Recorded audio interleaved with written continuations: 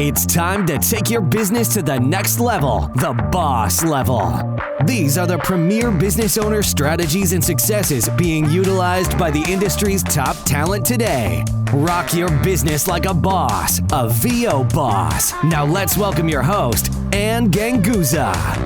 Hey everyone, welcome to the VoBoss podcast. I'm your host, Anne Ganguzza, along with a brand new special guest co-host, Pamela Muldoon. Woohoo! Hey, woo-hoo. Pamela. Hi, Anne. Pamela, thank you so much for joining me. Let me tell you bosses out there about Pamela. First of all, I'm just over the moon that Pamela is joining us. A wealth of information, stuff that we really need to know now in order to really keep evolving and keep growing our businesses. Pamela is a content strategist. Oh, in addition to an extremely talented voiceover artist, a content strategist, and has been listed as one of the top 50 women in content marketing, named one of the 20 women to watch from the Sales Lead Management Association, has been professionally podcasting, woohoo, since 2009, and has also helped dozens of podcasters along the way, former podcast network director for Content Marketing Institute, and has a new show coming up, actually. Is it Content Marketing 360, Pam? It is. All it's right. A relaunch of an old show, actually. I'm going to look forward to listening to that. And she is here with us for the next few weeks to talk about marketing. Pamela, thanks again for joining us. And wow, we've got a lot to talk about. We do. And I'm excited to be here. You know, I'm being a voiceover professional as well, obviously. Near and dear to my heart. You know, I work in the marketing space a lot and have done so for a long time. And I want to mention, too, though, that Pamela, back in the day, 3.5 years ago, Pamela was one of my initial, practically founding member of VoBoss, but it just didn't end up where Pamela, you were actually working full time. Yes. As a content strategist. So you never really were on the podcast until now. But that's why I'm so excited I know. to have you now.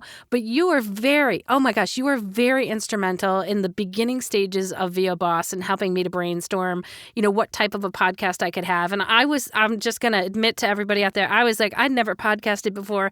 And Pamela, you were such a great help to me in the beginning about navigating these waters, because podcasting isn't as simple as I think people expect it to be. It's not just flipping on the mic. Yeah, Goodness. Exactly. So thank you for that. Oh, you're so welcome. And I've watched these last 3+ years and, with kind of on the sidelines, like watching your like a proud child mother. at a soccer game. I'm the soccer mom of VoBoss. There you go. Yeah, no, it's been great to see the success of the podcast. And I had no doubt it was going to do well, because at the end of the day, and I know this is part of why I'm on for the next few weeks, at the end of the day, if you have excellent content and information that your audience is seeking or needs to hear, in this case here, right, then you're going to build an audience. It sounds simple. Right? It sounds simple, but yet putting all the steps into execution is yet another story. But yeah, thanks so much for all your help. And now I get to have you as my special guest co-host, and we get to talk about marketing in this very critical time. Or times. Everything is just so insane. It's a good time to actually talk about marketing and how things have changed. Before we really get into, I think, the nuts and bolts of what you and I are going to talk about, and that would be content marketing. So, Pamela, let me ask you, what are you seeing now in terms of marketing and how it's changing during this crazy pandemic and evolving during this pandemic? Yeah.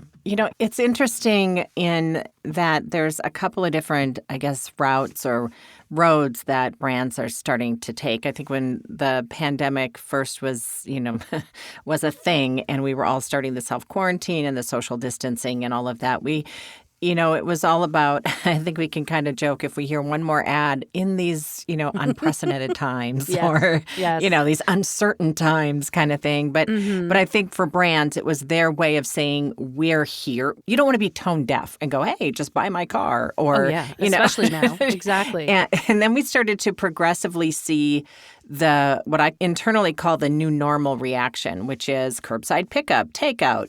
We're starting to see the ads that coincide with the life that we live in this what we want to be short term. But to your point, there's a big question mark as to when will this be done, right? Yeah. And it's hard to navigate how it's going to adjust. But I also am starting to see that brands they're not necessarily coming right out with the hard sell, but they're starting to bring to the forefront, I don't want to say business as usual, but they know that they have to start getting to business as usual in some way. Well, yeah. Because you can't just live in the unprecedented time mode for a year. I think that that's such an important point that you bring up. I think it all has to do with this has been an emotional roller coaster, really. I think in the beginning, as we're all just navigating these times that we've never been in before. And so we've run the gamut of emotions in terms of fear, being scared, not quite, maybe being in denial. And I think that marketing has to kind of really take a look and feel how the climate is out there in order to market to that climate. And I think anything other than, in the beginning when we had that compassionate in these unprecedented times, we needed that at the time. And now that we're, 2+ months in, how many days into quarantine, I think that the message is changing. And I think that people are really starting to maybe get a little bit, angry or tired, or they are really looking for some form of hope out there. And I think that the message, the marketing message, as well as the voice performance has also had to evolve along that same kind of path.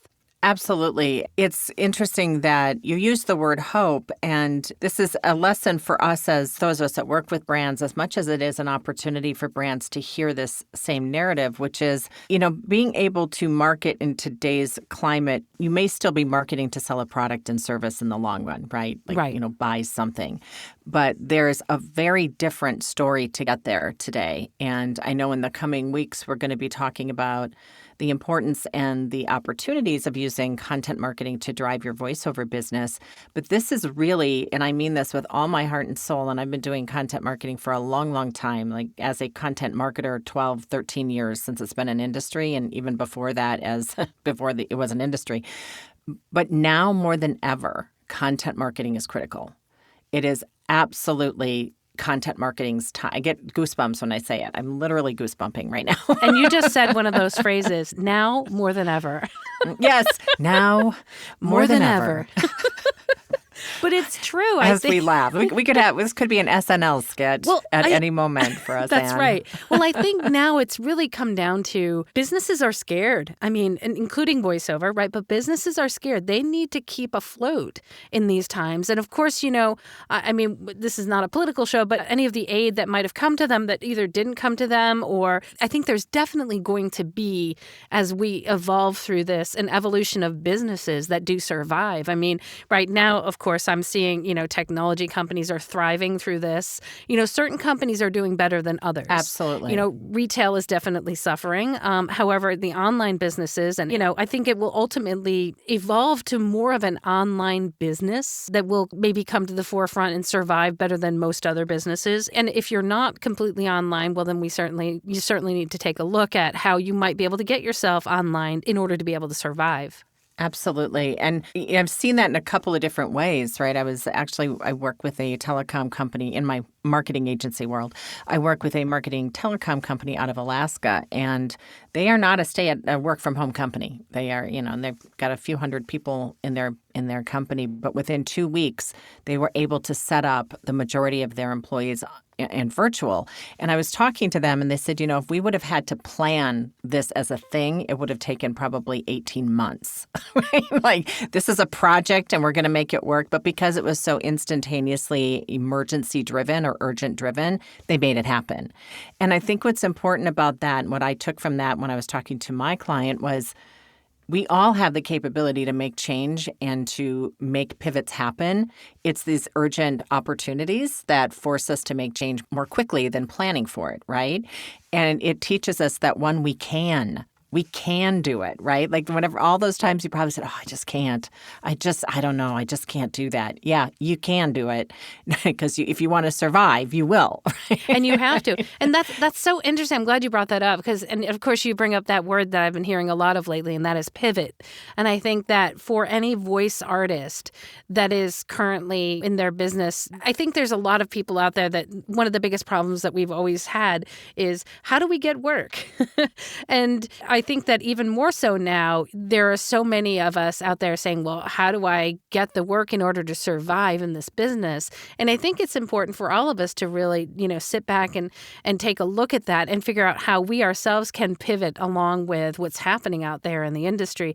And if we're not willing to make a change or willing to maybe put in a little extra effort to do that, it's probably not going to be worth your time to stay in voiceover. Perhaps it's time to go into something else if you are not willing to put in that effort, because it is going to take an effort for you to evolve and pivot your business in order to accommodate the new, do I say the new norm?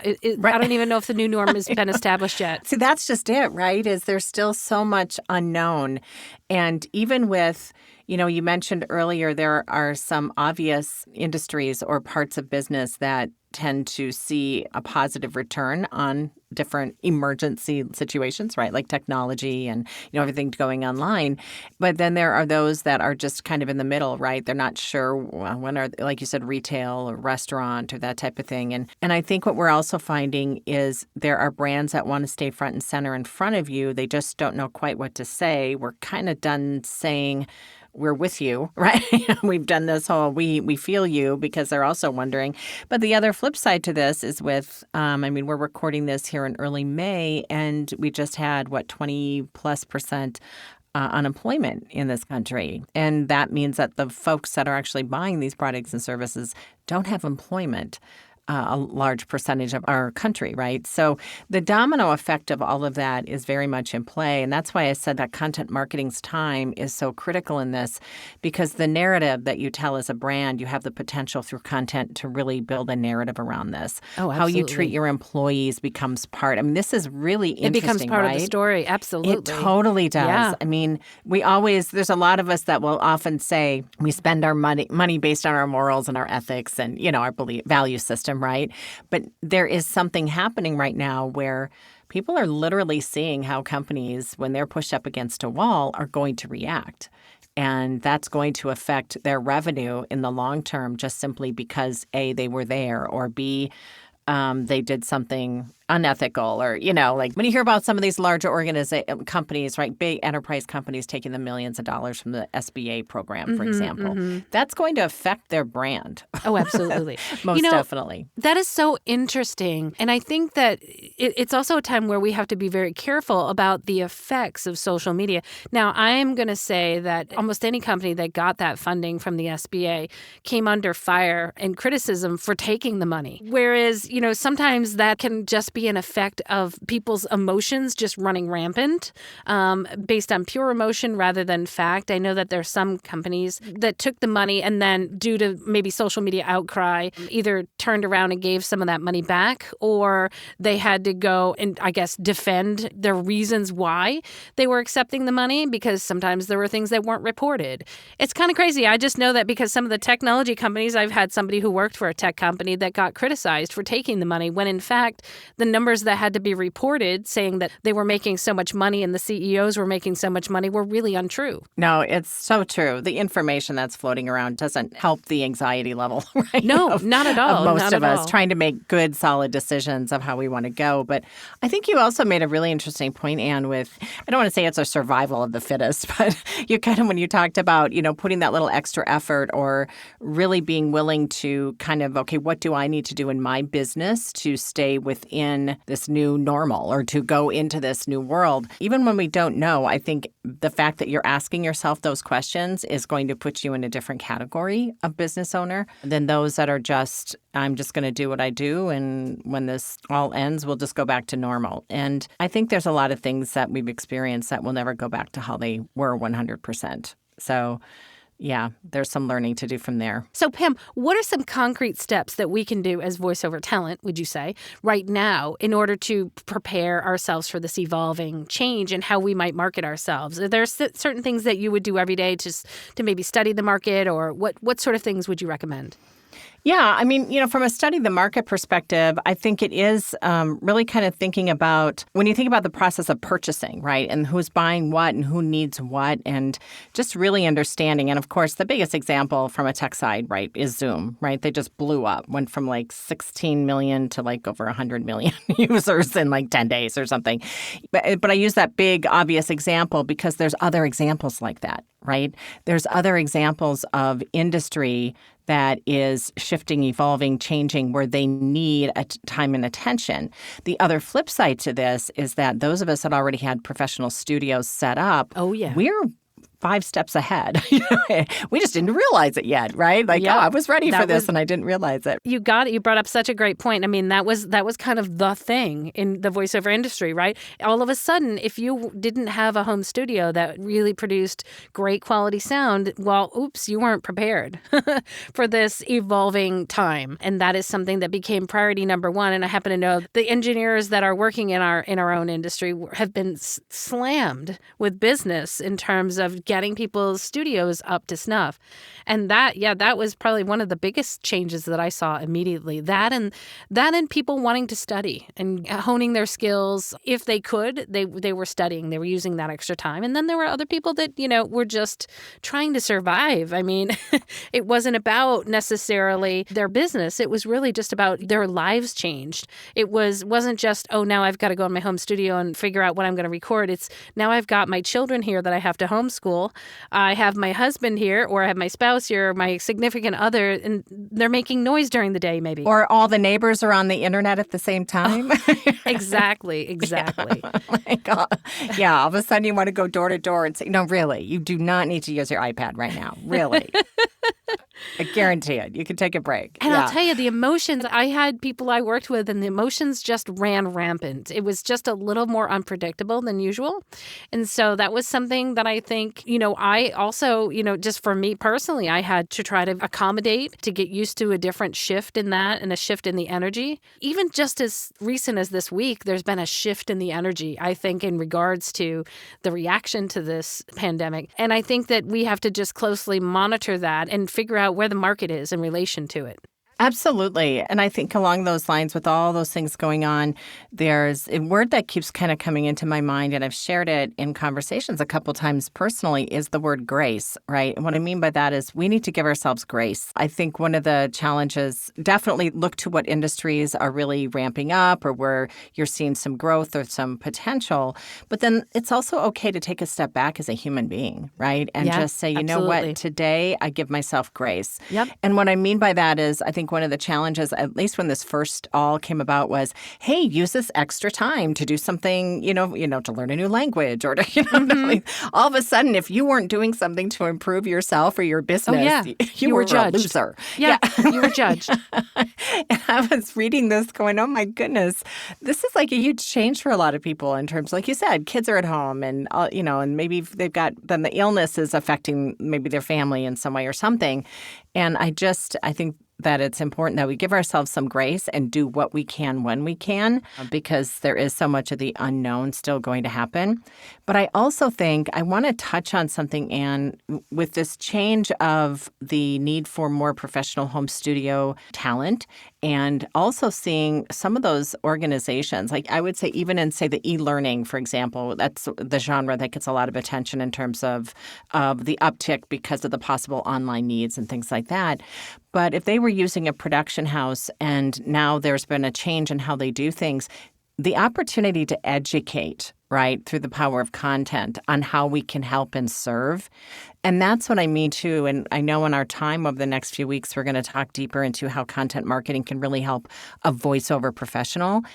But I really hope that as a listener, you're taking this to heart, because this is your opportunity to really build individual relationships and just educate and be that person who's going to, put that information forward. You're not selling, you're just providing, right? And the people are in front of their desktops, laptops, iPads right now. So there's a real wonderful opportunity to be part of that narrative, right? When I talk about being that storyteller. Yeah, more than ever, I think relationships are super important. And those are some really great tips. And I just want our listeners to know how excited I am for the next few weeks in terms of what we're going to talk about. I know that you just mentioned we're going to talk about what is content marketing. We've got a couple of episodes dedicated just to talking about what content marketing is and then how you can employ it in your business. And we'll talk about your buyer personas, and then their journey in terms of how they purchase a product, as well as I think some best practices in terms of reaching out to your potential client. It's going to be a great next few weeks with you, Pamela, and I thank you again. And I'm super excited to kick off this next quarter with you as my special guest host. I am super excited to be a part of this. I'm already telling all my friends, Anne. I'm so excited. No, this is going to be a good time. I really appreciate it. Yes, absolutely. I'd like to give a great big shout out to, of course, our sponsor, IPDTL, which allows Pamela and I to sound like we are in the next room together and communicate with one another every single day. You guys, too, can find out more at IPDTL.com. All right, guys, have a great week. Can't wait to talk to you next week. Bye. Bye. Join us next week for another edition of VoBoss with your host, Anne Ganguzza. And take your business to the next level. Sign up for our mailing list at VoBoss.com and receive exclusive content, industry revolutionizing tips and strategies, and new ways to rock your business like a boss. Redistribution with permission, coast-to-coast connectivity via IPDTL.